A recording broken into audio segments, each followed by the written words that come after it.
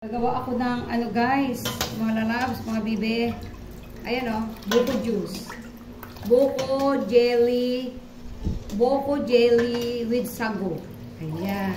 Kasi buko jelly, kasi meron maglalagay pa ako dito ng jelly guys. Jelly pandan. Sago yan? Ayan, sago maglagay mo na, ito lagyan ko na siya ng sago. Ayan. Then, lagyan ko ng isang can ng evaporada. Ay, masarap to mga loves, promise. Tapos, lagyan ng maraming yellow. Goods na goods yan. Tapos, din ako maglalagay ng sugar kasi siyempre ang ilalagay natin yan ay kondensada. Okay. Ayan. Ang ating kondensada, ibuhos na natin mga loves. Ayan. Then, haluin ko muna at i-prepare ko muna yung aking... Ayan na siya, oh. Look at this, guys, oh. Ayan. Okay.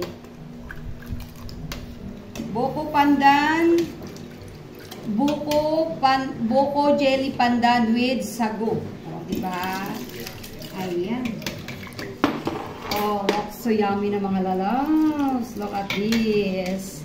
O, diba? Ang sarap nito, yellow na lang ang kulang. So, lalagyan natin to ng yellow. Lalagyan natin ng yellow para makita nyo. Para ready to serve na siya. Ayan o. Gusto ko yung may ano kasi, may nangunguya-nguya ako, kaya nilagyan ko ng jelly at saka sago. O, diba? Yummy naman siya.